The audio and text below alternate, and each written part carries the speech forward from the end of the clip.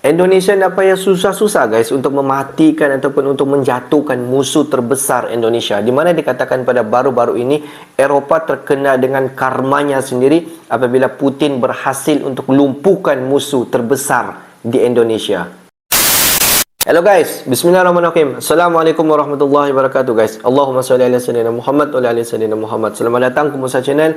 Ini adalah channel YouTube aku, Musa bin Muhammad Deden Channel. Kepada subscriber, kepada viewer di luar sana yang baru saja masuk ke Musa Channel, jangan lupa berikan sokongan, berikan dukungan kalian kepada channel ini dengan satu cara mudah. Just klik button subscribe, like dan komen di bahagian komentar di bawah. Dan kepada subscriber, kepada viewer di luar sana yang selama ini telah pun memberi sokongan kepada Musa Channel, dan juga kepada subscriber yang sedang menonton video ini, aku sentiasa mendoakan agar semua kalian di luar sana dipermudahkan segala urusan, dibukakan pintu-pintu rezeki, dihindarkan, dijauhkan daripada segala malapetaka, dan juga dihindarkan daripada segala fitnah akhir zaman guys. Amin amin ya rabbal alamin. Guys, seperti biasa, hari ini kita akan buat sedikit lagi video reaction di channel Bagi-Bagi. Dan kalau kita zoom kepada judul utama video yang kita akan react hari ini, di mana dikatakan Eropah terkena dengan karmanya apabila Putin berhasil lumpuhkan musuh terbesar Indonesia. Adakah ini benar guys? Tanpa buang masa, jom kita semak video ni. Kita harus rebut kemerdekaan dengan keringat, dengan darah, dengan air mata. Kita ingin negara yang terhormat. Kita ingin menjadi negara yang terhormat. Kita tidak mau menjadi negara kacung. Kita tidak mau menjadi negara. Kita tidak mau jadi negara yang disuruh-suruh oleh bangsa lain. Kita tidak mau jadi negara yang kekayaannya diambil oleh bangsa lain.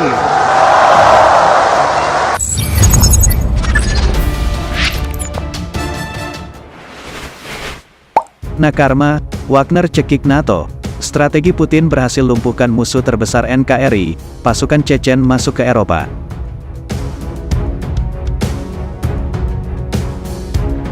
Sahabat Bagi-Bagi, seperti dugaan kita sebelum ini, kita mengatakan bahwa Chechen Warrior masuk menggantikan Wagner, dan fokus serangannya adalah ke sisi barat daya Ukraina, khususnya kota pelabuhan, kota Odessa. Kemudian minggu lalu, serangan masif mulai menghajar gudang pangan Odessa, dan dunia geger. Geger, karena sumber pangan biji-bijian, stoknya dibakar, dan dihajar roket Rusia. Namun hal itu tidak seberapa, dengan apa yang Putin sedang rencanakan, yaitu membuka front perang baru, walau perang ini akan melanggar artikel 5 NATO. Namun Putin agaknya tidak peduli, karena Putin tidak pernah mengubah rencananya, yang Putin ubah hanya caranya.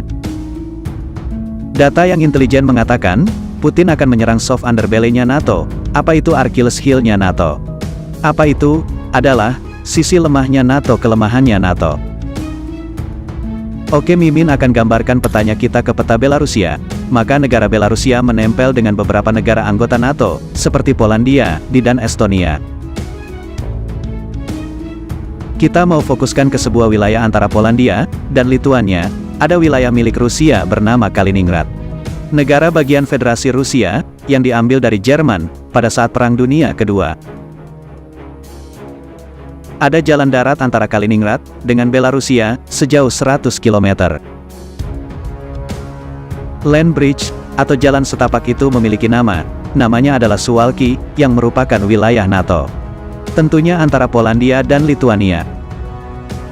Celah inilah yang disebut sebagai NATO soft underbelly atau NATO Achilles heel, titik terlemah NATO. Bahkan disebut sebagai wilayah paling berbahaya pada saat ini. Karena melalui celah inilah, Polandia menghubungkan ketiga negara Baltik di dunia, Latvia dan Estonia. Dan ini merupakan cross pertemuan juga dengan Belarusia ke Kaliningrad, kalau wilayah itu diserang Putin. Maka tiga negara Baltik tersebut akan terputus hubungan daratnya dengan negara NATO lainnya. Bisa dikatakan bahwa Suwalki Gaps dalam militer bisa merupakan joke point yang Putin untuk mencekik tiga negara NATO tersebut setelahnya tentunya. Sejauh ini Kremlin tidak mengatakan apapun, namun baru-baru ini, Parlemen Rusia menyebutkan, kalau ada operasi militer, maka tidak satu tentara Rusia pun yang melakukannya. Lalu siapa? Dengan jelas parlemen Rusia mengatakan, pasukan warna yang ada di Belarusia yang akan melakukannya. Nah, di sini kita mulai mengerti lagi permainan tingkat tingginya Rusia. Kita bisa memperhatikan di mana pasukan Wagner saat ini sedang berlatih di barak militer Belarusia dan merekrut pasukan baru. Kalau melihat persiapan Wagner, diperkirakan hanya dalam 24 jam, celah akan terambil oleh Rusia. Pertanyaannya, akankah Putin memberikan perintah itu segera?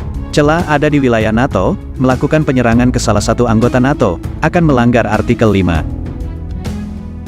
Yang menyatakan serangan ke salah satu wilayah, atau anggota NATO, artinya melakukan perang dengan seluruh anggota NATO. Yang saat ini berjumlah 31 negara, kalau hal itu dilakukan, artinya secara ofisial, Rusia akan berperang dengan NATO. Apakah Putin berani mengambil resiko berperang dengan NATO secara resmi? Kita hitung sebentar kekuatan Rusia di Kaliningrad. Ada 15.000 tentara Rusia di Kaliningrad. Ada pangkalan peluru kendali nuklir, ada Angkatan Laut Rusia, Armada Laut Baltik.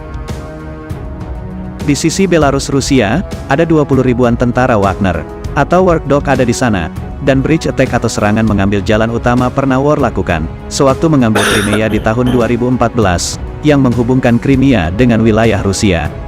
Jadi dapat dipastikan, mengambil celah bukan hal yang sulit dilakukan oleh Wagner.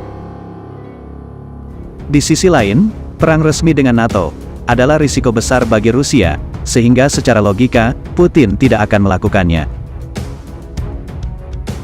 Sekali lagi dilihat secara logika, di mana di saat yang sama, dua airstrike, atau serangan udara dengan menggunakan roket Rusia, menyerang gudang pangan biji-bijian di Odessa.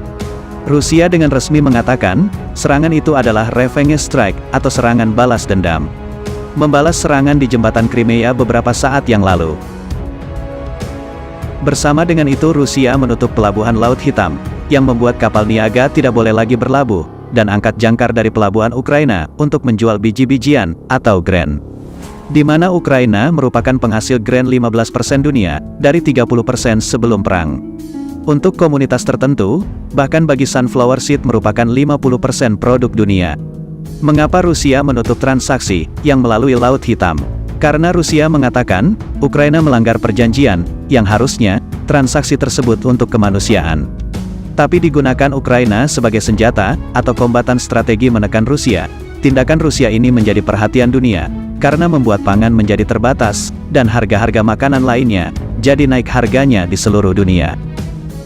Di dunia sekarang ini, serangan ke kota pelabuhan Odessa, yang makin meningkat, akan mengganggu lebih parah lagi ketersediaan grain atau biji-bijian di seluruh dunia. Sahabat bagi-bagi, kita simpulkan, kembalinya Wagner bersiap di utara untuk mengambil celah ke Kaliningrad, sebagai langkah ancaman mencekik 3 negara NATO.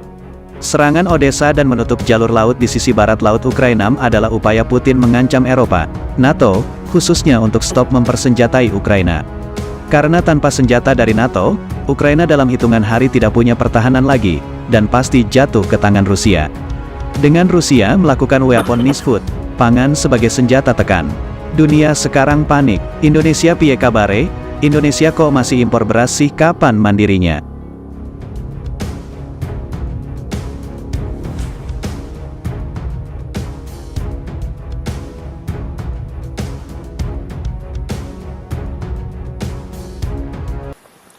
Cukup panas guys. Kalau kita tengok apa yang bergolak di Rusia pada ketika ini, dikatakan bukan daripada tentera sebenar di Rusia, daripada pasukan Wagner. Kalau kita tengok pasukan Wagner ini adalah bukan daripada pasukan ketenteraan utama di Rusia, dan bukanlah secara rasminya di bawah Putin. Tetapi pasukan Wagner ini pasukan boleh dikatakan under criminal. Di mana pasukan si Wagner ni kriminal, dikatakan akan serang 3 negara berdekatan dengan negara Rusia, di mana dikatakan ketiga-tiga negara itu di bawah negara-negara NATO.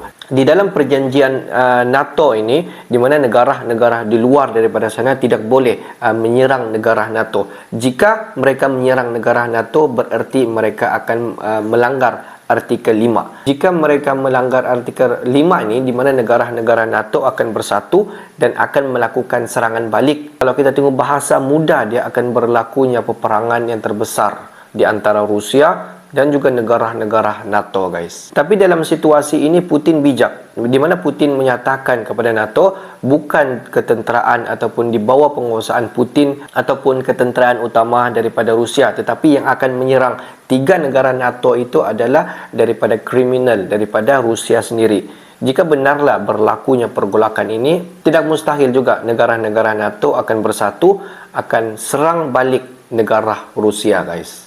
Tapi negara-negara NATO juga harus tahu di mana Rusia ini bukanlah satu negara yang kaleng-kaleng. Di mana kelengkapan alutsista, kelengkapan semua apa yang ada di Rusia ini cukup untuk membinasakan negara-negara NATO. Sebab kalau kita tengok bilangan negara NATO adalah 31. 31 negara NATO ini semua negara-negara Eropah, dan kalau mereka bergabung memang cukup besar, guys. Tapi kalau berlakunya juga pergolakan di antara negara-negara NATO ini bersama dengan negara Rusia, tidak mustahil kesan terbesar dia adalah implikasi daripada ekonomi. Bukan sahaja negara Eropah, tetapi satu dunia akan terkesan. Kita dapat nampak sekarang ni apa yang berlaku apabila Rusia iaitu Putin stop pelabuhan di Laut Hitam. Apabila Putin stop untuk penggunaan pelabuhan di Laut Hitam, di mana Ukraina tidak dapat ekspor biji-bijian daripada Ukraina ini untuk keluar daripada kawasan mereka. Dan kalau kita tengok, di mana Ukraina ini mampu untuk ekspor dalam kuantiti 15% sampailah 30% ekspor bijian di dunia. Jadi apabila stop sahaja pelabuhan Laut Hitam, implikasi dia semua satu dunia terkesan, guys. Jadi itu baru ya implikasi kecil. Belum lagi peperangan besar berlaku di antara Rusia dengan negara-negara NATO yang lain, guys. Jadi kalau kita tengok kesimpulan daripada semua permasalahan itu, apabila berlakunya pergolakan di sana, tidak mustahil ekonomi dunia akan terkesan sangat-sangat, dan pada masa itulah banyak bahan-bahan mentah ataupun ekspor-ekspor apa yang ada sebenarnya di Ukraina, di Rusia pada sebelum ini menjadi tumpuan ekspor. Negara-negara NATO yang lain, negara-negara Eropah akan beralih arah. Mereka akan fokus negara-negara yang mampu untuk supply pengganti kepada negara Ukraina dan juga Rusia, yang supply bahan-bahan mentah dalam satu kuantiti yang banyak dalam satu jangka masa yang panjang. Negara itu adalah Indonesia. Jadi tidak mustahil tumpuan akan beralih arah. Banyak mata-mata dunia akan beralih di Indonesia, guys. Jadi pada masa itu apa yang patut dilaksanakan oleh Indonesia? Okeylah, guys, untuk hari ini sampai di sini saja sedikit information daripada Musa Channel. Dan kepada subscriber, kepada viewer di luar sana yang belum lagi klik button subscribe, please guys to klik button subscribe, like dan komen di bahagian komentar di bawah. Akhir kata daripada Musa Channel, thanks for watching my video. Assalamualaikum warahmatullahi wabarakatuh, guys. See you the next video, guys.